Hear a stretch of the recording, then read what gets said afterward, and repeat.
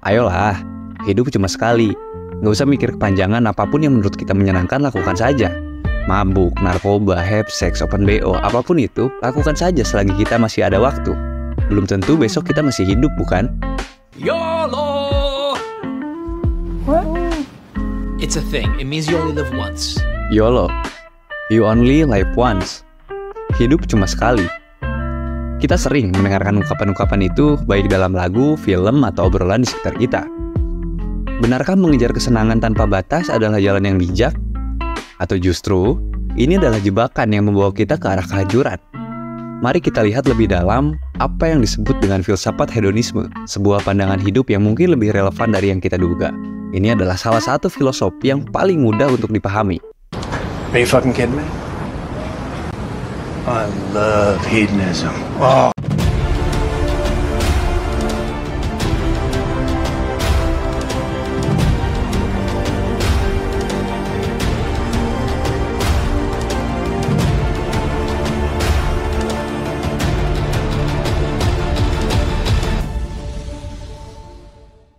Di Indonesia, ungkapan hidup cuma sekali sering kita dengar dalam percakapan sehari-hari.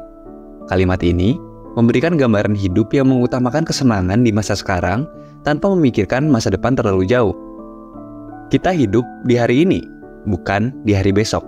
Kurang lebih seperti itu pemikirannya. Gagasan ini bukanlah hal yang baru.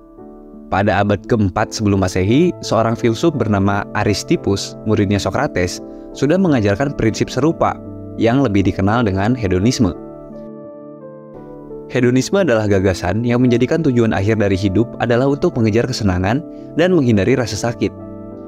Aristippus percaya bahwa satu-satunya jalan yang baik dan layak ditempuh adalah jalan yang pada akhirnya akan mendatangkan kesenangan sesegera mungkin.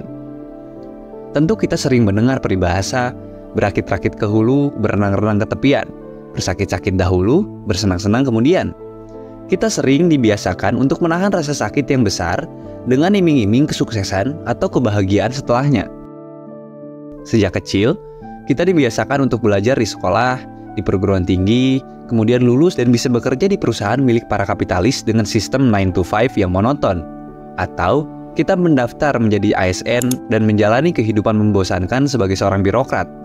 Itu pun hasilnya tidak bisa kita nikmati sekarang. Kita harus hidup sederhana, lalu menyisihkan sebagian dari harta kita untuk menabung demi masa depan, demi masa pensiun yang baru akan terjadi 40 atau 50 tahun kemudian. Bagi seorang hedonis sejati seperti Aristippus, hal-hal semacam ini tidak bisa dipercaya. This is a bullshit. Baginya, hanya ada satu hal yang layak dikejar dalam hidup, yaitu kesenangan. Dia tidak percaya pada gagasan penundaan kepuasan atau delay gratification. Sebaliknya, ia mendorong kita untuk mendapatkan kesenangan dari apa yang tersedia sekarang. Dia sepenuhnya menentang gagasan penderitaan di masa ini untuk sesuatu yang menyenangkan di masa depan. Ia mungkin jika masih hidup hari ini akan lebih mendukung mahasiswa untuk berpesta dan bersenang-senang daripada fokus bekerja keras untuk belajar demi mendapatkan masa depan yang belum tentu datang. Karena menurut para hedonis, kesenangan yang nyata adalah kesenangan yang bisa dirasakan saat ini juga. Sampai pada titik ini, kita akan mudah menyimpulkan bahwa seseorang seperti Aristippus dan para hedonis lain adalah orang yang bodoh, berpikiran konyol, dan juga kurang memiliki pandangan terkait dengan masa depan. Lagi pula, jika kita menyia-nyiakan waktu yang kita miliki untuk kesenangan hari ini, kita akan segera kehabisan energi dan sumber daya yang pada akhirnya semua kesenangan itu akan berubah menjadi penderitaan. Kita sudah sering melihat banyak orang yang kehilangan segalanya karena hanya fokus pada kesenangan sesaat. Seperti mereka yang ditangkap BNN karena narkoba misalnya, atau tikus-tikus berbaju oranye yang ditangkap KPK. Apapun itu, kehilangan kontrol atas diri karena terlalu fokus pada kesenangan saat ini dapat berujung pada rasa sakit yang jauh lebih besar di masa depan. Tapi coba sekarang kita renungkan dan pikirkan kembali. Tidak ada yang bisa menjamin kita akan sampai pada hari esok. Kenyataannya, kita selalu hidup di hari ini, bukan di hari esok. Bayangkan sebuah skenario ini.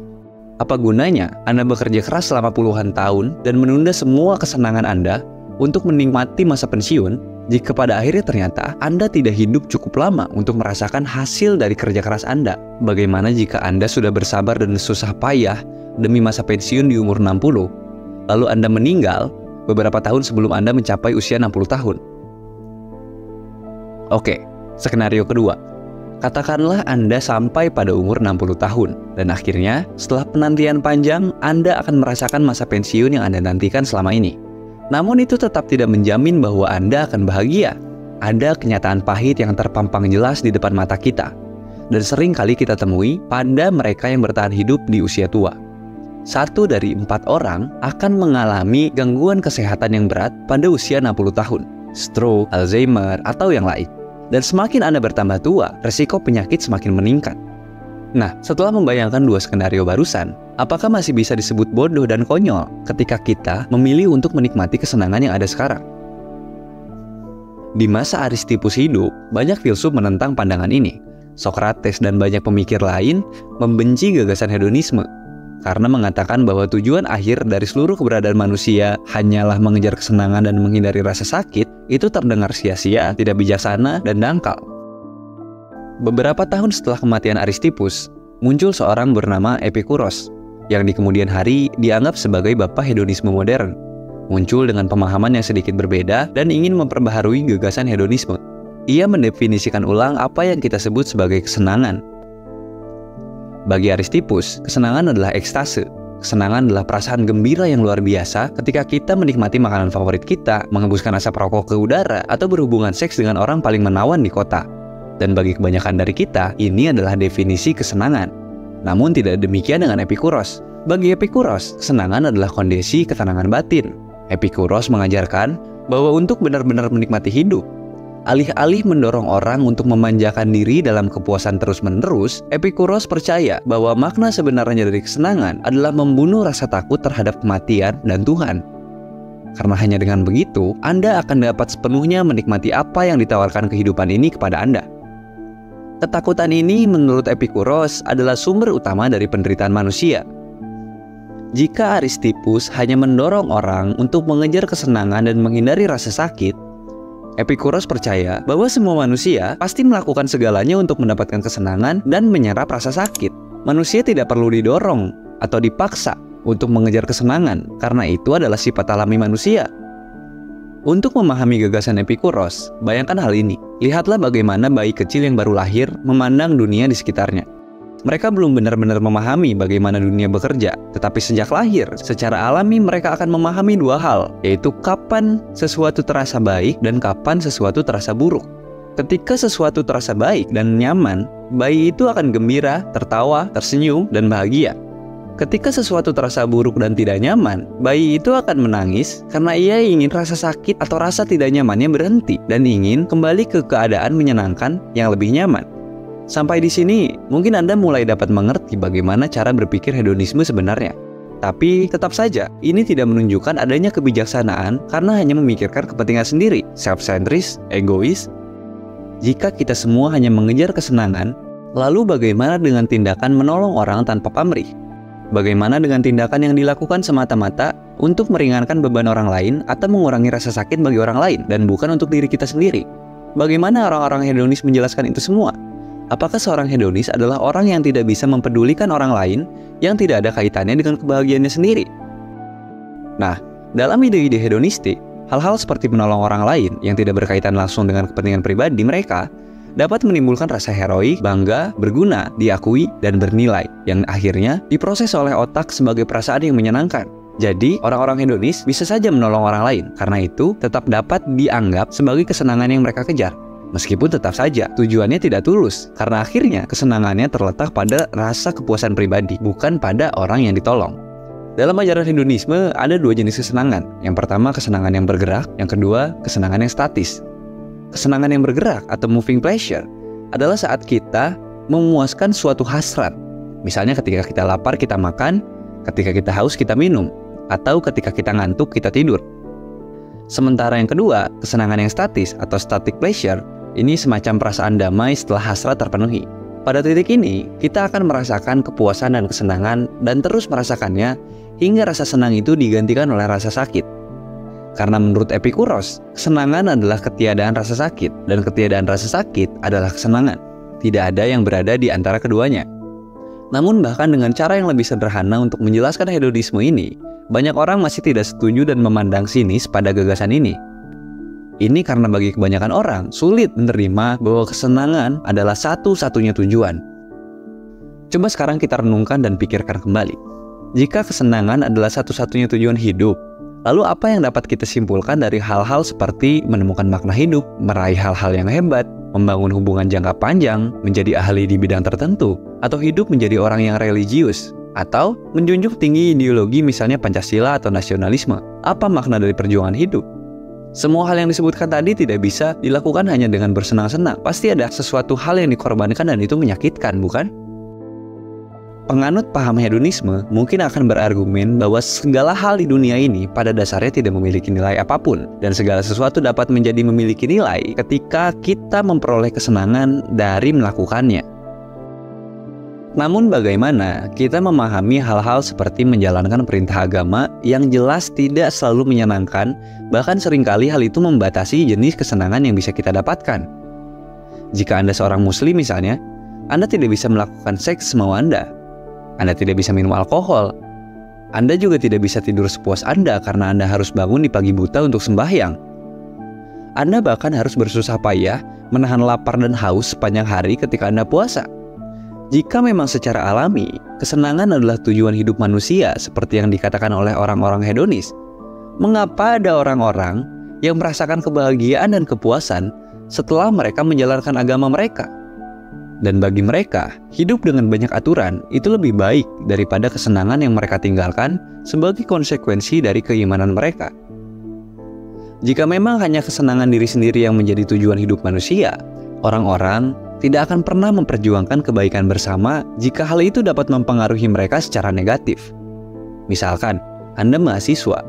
Untuk apa Anda harus berpanas-panasan melakukan demo di depan gedung-gedung pemerintahan demi menuntut kenaikan upah buruh, sedangkan Anda bukan buruh? Kenyataannya, setiap hari kita melihat ada banyak orang-orang yang mengesampingkan keinginan mereka sendiri untuk membantu orang lain. Orang-orang dikucilkan dari keluarga mereka, ditolak oleh orang-orang yang mereka cintai karena mereka memilih untuk berbicara dan memperjuangkan apa yang benar meskipun masalahnya tidak mempengaruhi mereka secara langsung. Jika kita semua mengejar kesenangan kita sendiri, perubahan dan perbaikan dunia tidak akan terjadi. Kita akan terlalu sibuk menikmati masyarakat kita yang rusak karena hal itu menguntungkan kita, dan kita tidak peduli untuk mencoba mengubahnya demi orang lain. Kesulitan yang dihadapi oleh para hedonis ketika menyampaikan keyakinan mereka adalah soal nilai dari kenyataan itu sendiri. Jika kesenangan adalah tujuan akhir, maka seharusnya tidak ada perbedaan apakah kesenangan itu nyata atau hanya ilusi. Jika kita mengatakan bahwa secara alami manusia selalu mengejar hal-hal yang menyenangkan, maka jika ada opsi untuk memperoleh kesenangan tanpa batas, mereka seharusnya tidak memilih yang lain, bukan?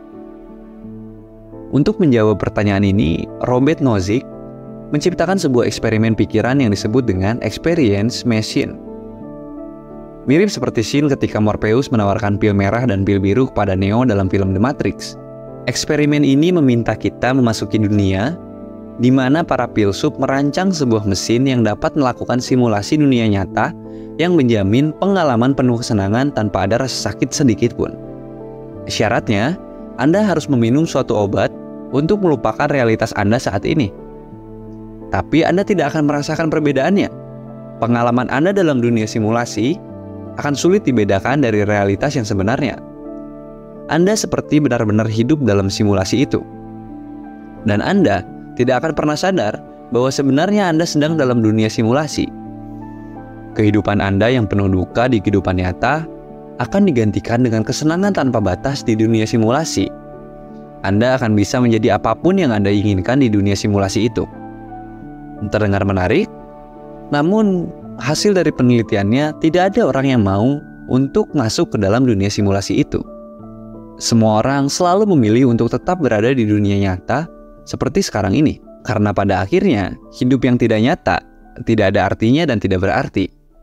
Bahkan manusia ketika dihadapkan dengan pilihan untuk mendapatkan kesenangan terbesar di dunia, manusia lebih memilih untuk merasakan rasa sakit yang nyata, apapun definisi nyata itu, daripada harus menjalani kesenangan yang palsu. Kita coba buat skenario lain yang lebih sederhana agar mudah dipahami. Bayangkan Anda memiliki pasangan, Anda senang bersama dengannya, Anda bahagia, dan Anda benar-benar mencintainya. Suatu ketika ternyata pada kenyataannya pasangan Anda selingkuh dengan teman Anda sendiri. Mereka sering bertemu, bercumbu, saling menelpon, bahkan have sex di tempat biasa Anda melakukannya dengan pasangan. Dalam pandangan hedonisme, Anda seharusnya tidak perlu tahu. Karena ketika Anda mencari tahu dan Anda kemudian tahu, itu dapat menimbulkan rasa sakit dan mengurangi rasa kesenangan Anda.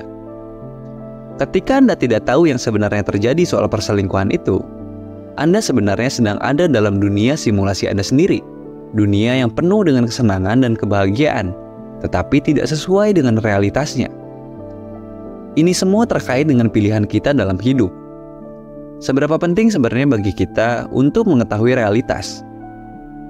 Eksperimen Nozick dan skenario perselingkuhan tadi mungkin tidak memberikan kita jawaban yang pasti untuk menentukan mana pilihan yang paling benar untuk diambil. Tapi setidaknya itu dapat membuat kita merenung sejenak bahwa meskipun hidup kita pada kenyataannya tidak selalu sempurna, terdapat penderitaan di dalamnya, bagi beberapa orang kenyataan lebih berharga daripada kesenangan yang sifatnya sementara atau semu. Pandangan hedonisme selalu memisahkan secara mutlak bahwa kesedihan adalah kesedihan dan kesenangan adalah kesenangan. Namun pada nyatanya, terkadang kenangan terbaik adalah kenangan yang ketika kita mengingatnya, kita merasa senang sekaligus sedih. Coba kita lihat cerita dari Presiden pertama Indonesia, Insinyur Soekarno. Dalam buku Bung Karno Penyambung Lidah Rakyat yang ditulis pada tahun 1960-an dan disusun oleh Cindy Adam, dengan membacanya kita akan menemukan bahwa Inggit Garnasih, mantan istri Bung Karno, masih hidup dalam kenangan indah Bung Karno, bahkan setelah 20 tahun bercerai. Begini kutipan ucapan Bung Karno yang dicatat oleh Cindy Adam. Demikianlah, di tahun 1922, aku kembali ke Bandung, kepada cintaku yang sejati. Dari kutipan sajak yang dibuat oleh Bung Karno, terbayang dengan sangat jelas dalam sajak tersebut betapa bahagianya Bung Karno ketika harus mengingat dan mengenang lalu menceritakan soal kisah cintanya dengan Inggit Garnasih. Namun di saat yang bersamaan, kita juga dapat melihat kesedihan yang tak bisa dielakkan karena Bung Karno juga harus mengingat momen-momen perceraiannya bersama Ibu Inggit. Bercampurnya kesenangan dan penderitaan adalah sesuatu yang tidak diperhitungkan oleh para hedonis. Mereka selalu membaginya menjadi dua, seolah hitam dan putih. Saat Anda lulus dari SMA, tentu Anda bahagia dan sangat bersemangat untuk melanjutkan petualangan hidup, entah akan masuk perguruan tinggi atau menjajal dunia kerja. Anda juga mungkin senang karena akhirnya Anda akan hidup sendiri di perantauan. Tidak lagi mendengar cerewetnya orang tua yang memarahi kita. Dan tidak lagi bosan bertemu dengan orang yang itu saja di rumah. Namun perasaan senang itu pada akhirnya akan bercampur dengan perasaan yang menyakitkan. Anda akan merindukan teman-teman Anda di sekolah. Anda juga mulai menyadari bahwa jam kosong, keributan di dalam kelas tidak terlalu buruk dan Anda menginginkannya lagi. Anda juga akan merindukan orang tua Anda. Anda mengingat biasanya Anda tidak perlu repot menyiapkan makanan karena ada ibu yang menyiapkannya untuk Anda. Apakah sekarang Anda sudah menyadarinya bahwa kesenangan dan kesedihan tidak pernah mutlak?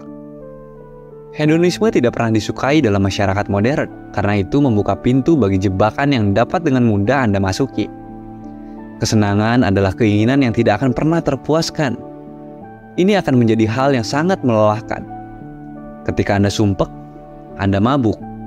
Mabuknya hilang, Anda merasa sumpek lagi. Anda mabuk lagi. Ketika Anda bersyahwat, Anda menyewa pelacur. Setelah puas, keesokan harinya Anda bersyahwat lagi dan menyewa pelacur lagi. Ini adalah kegiatan yang tidak henti dan benar-benar melelahkan. Jadi, jika Anda menjadikan kesenangan sebagai satu-satunya tujuan Anda hidup di dunia, hal itu dapat dengan cepat menjadi sangat sulit dikendalikan. Itulah alasan mengapa kebanyakan orang menjadi kecanduan terhadap sesuatu yang dianggap menyenangkan. Biasanya dimulai dengan kesenangan sesaat. Kesenangan sesaat ini Anda lakukan lagi, dan lagi. Sebelum Anda mulai menyadari bahwa Anda kecanduan, Anda akan melakukannya terus-menerus dan Anda mulai sadar bahwa ternyata Anda melakukannya bukan untuk mengejar kesenangan, tapi Anda mulai terpaksa, Anda tidak merasa puas dan Anda mulai tidak terkendali untuk hal-hal itu. Jebakan ini adalah jebakan yang sangat sulit untuk dilepaskan. Jebakan yang membuat orang akan terjebak di dalamnya seumur hidup. Namun, dari banyaknya problematika dari orang-orang hedonis dan pemikiran hedonis, bukan berarti kita tidak dapat belajar beberapa hal dari prinsip-prinsip hedonisme. Karena meskipun kita mungkin tidak suka memikirkannya, perlu kita sadari dan perlu kita akui bahwa memang benar kita tidak pernah tahu apakah hari esok akan ada untuk kita atau tidak. Jadi ayolah, kita manfaatkan hari ini sebaik-baiknya. Terkadang, keputusan kecil yang membuat kita menikmati hal-hal sederhana setiap hari bisa membuat hidup kita jadi lebih bahagia. Misalnya, jika motor Anda mogok dan terpaksa jalan kaki ke sekolah, kampus, atau tempat kerja, ya tidak perlu buru-buru bad mood, tidak perlu buru-buru menggerutu. Nikmati saja jalannya, mengobrol dengan orang atau teman di perjalanan, bercanda, menikmati suasana di sekeliling, dan memperhatikan detail-detail kecil yang indah yang biasanya tidak Anda lihat ketika pergi dengan naik motor. Ketika Anda suntuk, bosan, ingin menikmati kopi, pergi ke kafe atau kedai favorit Anda. Pesan kopi yang paling Anda suka. Anda pantas untuk menikmati itu. Anda tidak perlu menunggu sampai pensiun untuk bisa santai dan menikmati hasil kerja keras. Ambil saja cuti ketika Anda perlu. Pergi ke tempat yang Anda inginkan untuk berlibur sebagai bentuk self-reward atas kerja keras Anda. Bersosialisasi, nongkrong dengan teman atau teleponan dan mendengarkan curhatan teman yang sedang sedih selama 1 jam tidak akan membuat Anda jatuh miskin. Hidup cuma sekali. Manfaatkan dengan baik dan bijak, bukan? Meskipun kesenangan bukan tujuan utama hidup, bukan berarti itu nggak penting. Kebahagiaan dan kesenangan itu layak diperjuangkan. Jadi, nggak ada salahnya luangkan waktu untuk menikmati hidup di tengah kesibukan.